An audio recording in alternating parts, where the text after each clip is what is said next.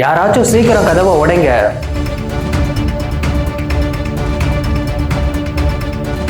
Main டோரை உடைச்சு செல்ல செல்ல அடுத்தடுத்த கதவுகளை பூட்டிக்கிட்டு ஆட்டம் காட்டிய கணவன் 3 மணி நேரமா போலீஸுக்கு தண்ணி காட்டின சம்பவம் அந்த பகுதியில பரபரப்பை ஏற்படுத்தியிருக்கு. மதுரை மாவட்டம் திருப்பரங்குன்றம் தனக்கன்குளம் சௌபாக்கியா நகரை சேர்ந்தவர் தான் கிறிஸ்டோபர். அவரோட பையன் பிரவீன்குமார் சாமுவேல். அவருக்கு இப்ப ரீசெண்டா தான் கல்யாணம் ஆயிருக்கு. பிரவீன்குமார் சாமுவேலுக்கும் அவரோட மனைவிக்கும் சண்டை வந்திருக்கு. இதனால அவரோட அப்பா கிறிஸ்டோபரையும் அவரோட மனைவியையும் வீட்டை விட்டு வெளியே அனுப்பிட்டு தன்னோட பொண்ணோட ரொம்ப நேரமா கதவை பூட்டிட்டு இருந்திருக்காரு. இதனால ரொம்பவே பயந்து போனா அவங்களோட மனைவி காவல் நிலையத்துக்கு போன் போட்டு சொல்லியிருக்காங்க. காவல்துறை அவரை கதவை திறக்கிறதுக்கு எவ்வளவோ முயற்சி பண்ணி அவர் திறக்கல. அதனால என்ன பண்ணிருக்காங்க, திருப்பரங்குன்றத்துல இருக்க தீயணைப்பு துறைக்கு கால் பண்ணி அவங்க ஒரு ட்ரில்லிங் மிஷின் போட்டு அதுக்கப்புறமா கதவை ஒரு வழியா திறந்திருக்காங்க.